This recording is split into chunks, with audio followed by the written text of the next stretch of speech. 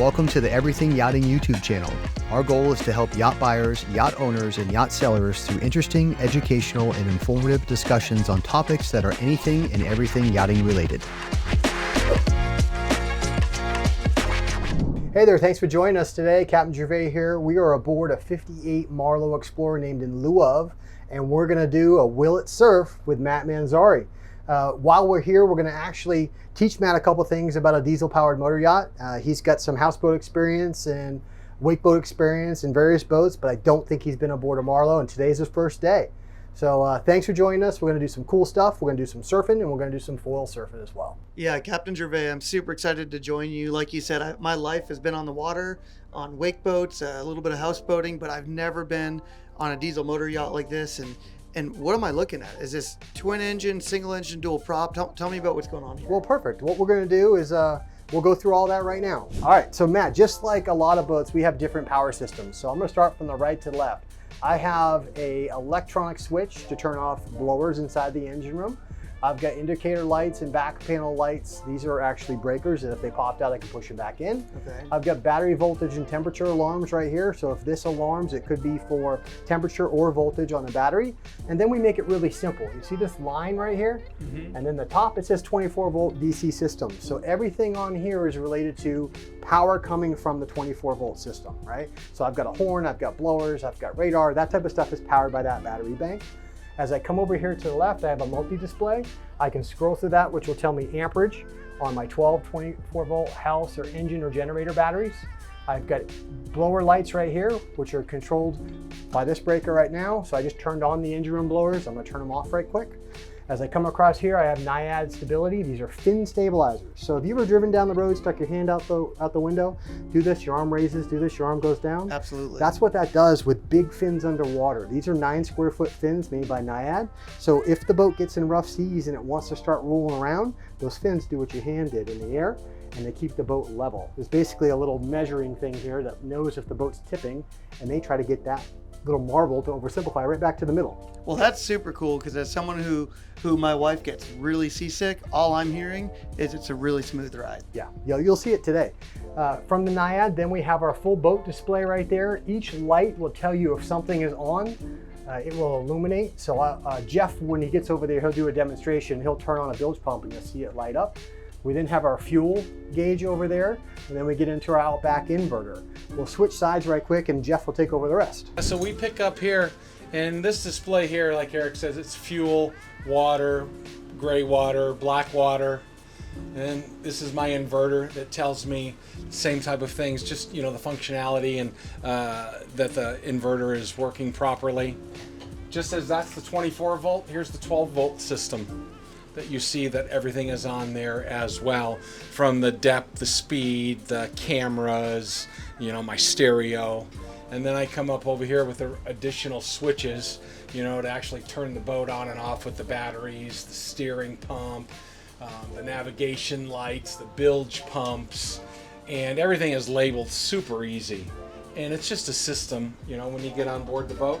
I just start from one side and work my way right to left, so I know what I'm doing, and I have the same system all the time, because then I come back down here and all that translates down to my lower dashboard, as I call it. And this gives me my Volvo displays. This gives me my rudder indicator, so I know when I'm turning the vessel. Then it comes down here as well to open and close the window. Here's a rookie move. You got to have the rudder gauge turned on.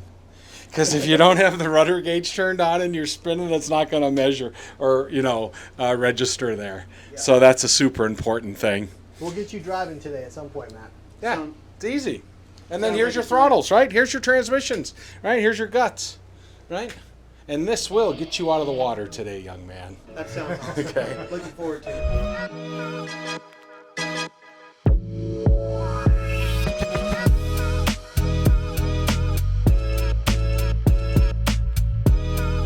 One of the things that initially sticks out to me most is a lot of the houseboats I've been in, you have a cabinet of electronics where a breaker goes out and you got to go downstairs and check it, and then you're piloting in a different spot. I love how everything's in one spot. I can see all the electronics up here. I've got 3 Garmin's telling me all the info I need to know right where I'm driving the boat. I love it. Yeah, we're very well thought out vessels, and I couldn't agree more with you from operating this boat. And I specifically, we'll take it one step further. When you build a new Marlow, we get a schematic of the dashboard.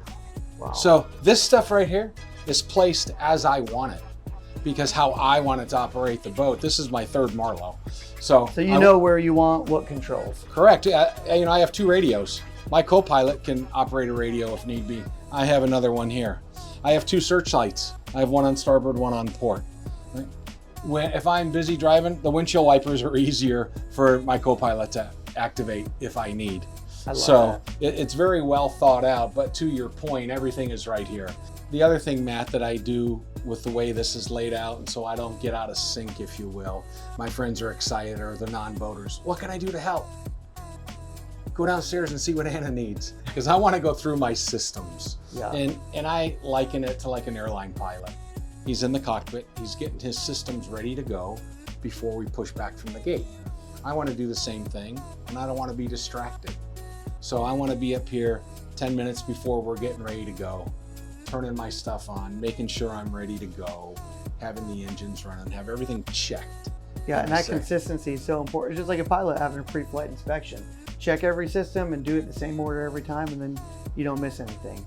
So well, when we're 70,000 pounds, so we're a big boat. Not like your houseboats or like your wake boat. My gosh, your wake boat, is it 6,000 to 7,000 pounds? Yeah, 6,000 to 7,000 pounds. That's at the max. A lot are 5. Right. So, well, speaking of that, right? So let's see. Let's go through. What's it going to take today to get you up and fly? Is that what it's called, flying? Yeah. So foiling is really flying. Okay. And we may even try to surf it as well. But for us, typically a wake boat needs at least 13 feet of water. Because you'll get reverb off the bottom and you'll start losing wake anything less than 13 feet. Okay. You're looking for a really smooth shaped wave, whereas on the foil, what we're going to try today, you can ride a washier wave. So I think that this could be a better boat to foil behind, but I also haven't seen us get on plane. How fast are we moving right now?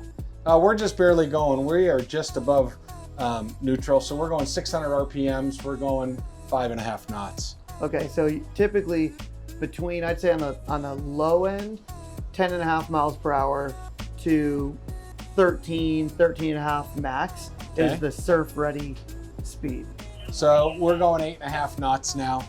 Okay. Right. So as we continue to get ready, and even before we fly, I'll show you some different speed. Well, before you fly, I'll show you some different speeds. You're welcome to as well. And you can kind of guide me through what you're looking for. Because right now we're in 18 feet of water. Okay, that's plenty deep. Okay. We got plenty of depth. The saltwater is a little more buoyant, and you do feel that on your board.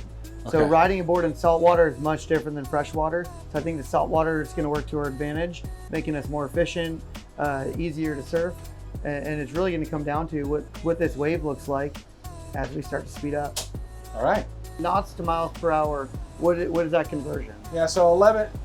We're going 11 knots, so that's 13, 14 miles an hour. Okay. I'm going to go back and check out the wave really quick. Okay, cool. That's great. So we're out back checking out the wave right now.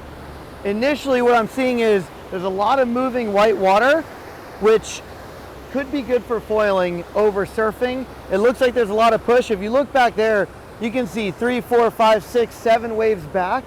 That roller is still forming, which tells me there's a lot of power behind that wave, even though it's not very tall. So we're gonna find out.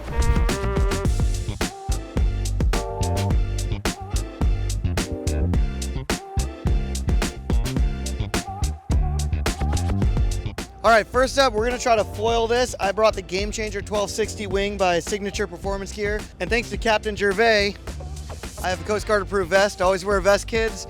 I brought a vest, but it doesn't do me much help in my car, so. So what we're gonna see is how much push this has as we move back. So I'm gonna attempt to ride the first wave. If that works, go second, third, and let's see how far back we can get.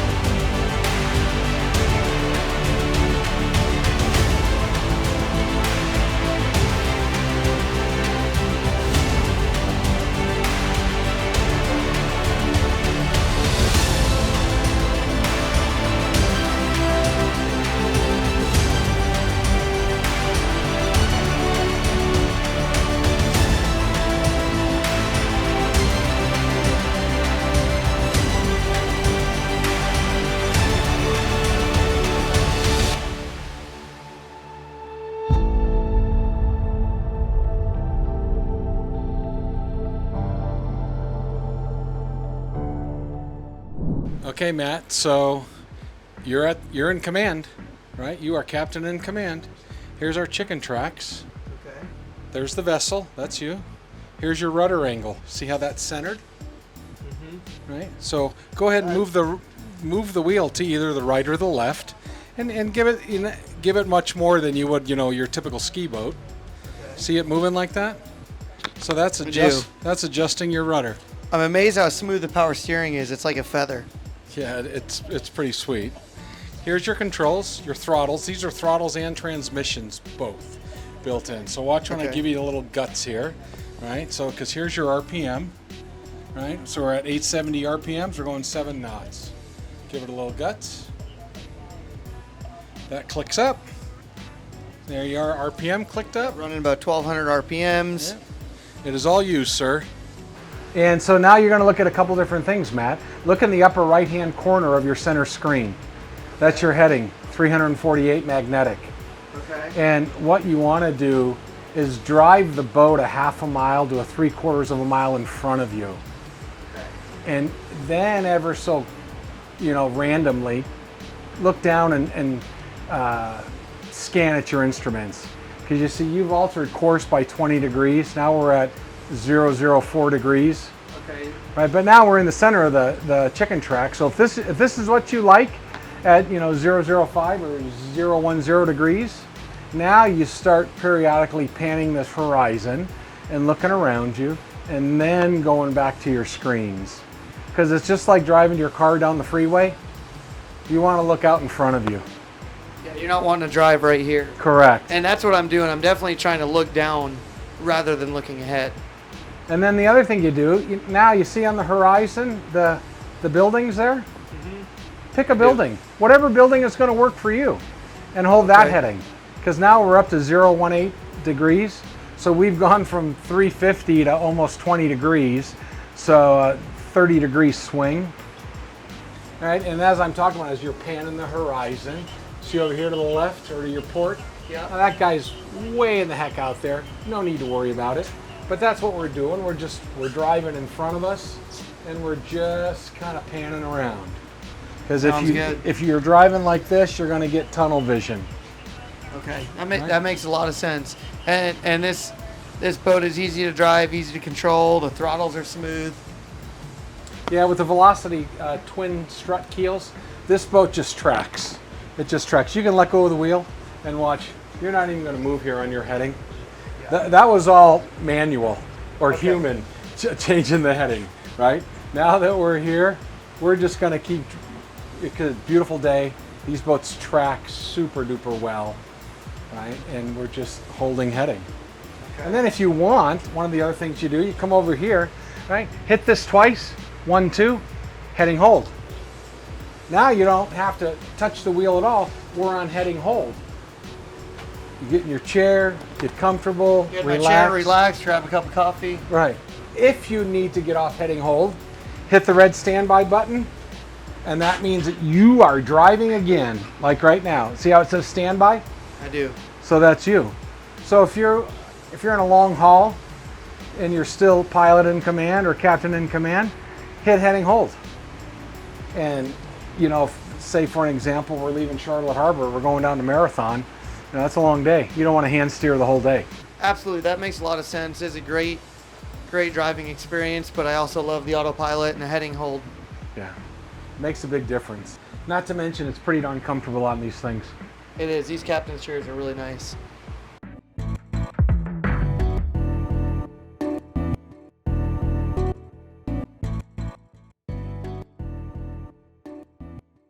Did we succeed, right? We did succeed. It can surf, it can foil, and I had a blast. What did you think, Jeff? Well, I always love going out on my boat. So it was even more another thrill, or a first time, because I've never been able to have somebody of your talent and skill set do that behind my boat. So I was a proud captain and boat owner. And Eric, holy cow, he was right there with you, right behind it. I thought this was pretty darn exciting. What did you think, Eric? I thought it was awesome. It was awesome. So the most impressive thing for me was Matt pumping and circumnavigating the boat while we were out there cruising to come back and catching a wave. No kidding. How cool was I that? thought right? that was super cool. So Yeah. good job, man. Well, thank Good you. job. Let's do this again. Let's do this again with more foils, maybe a little bit more talent than what I bring to the table. So phone a friend. Let's see if we can do this again, maybe December time frame, and have some fun. That was awesome. So I had a great time. Thanks to everybody. Thank you, Eric. Thank you, Matt. Thank you, Jeff. Anna, thank you so much. It was awesome. We had a great day. Brian and Brody running the jet skis. Thank everybody. Everybody had a job to do, and we nailed it. So thank you so much. Totally agree. Absolutely. I'd say it was a great success. We had a lot of fun. The boat's super fun to drive. It's got a million cool features, and it's fun to surf and foil behind. So let's do it again soon. That's a wrap. Cool. Right on. Thank you, John. Thank you. Good day. Right on. Thanks for joining us at Everything Yachting. I hope you've enjoyed diving into the yachting world today.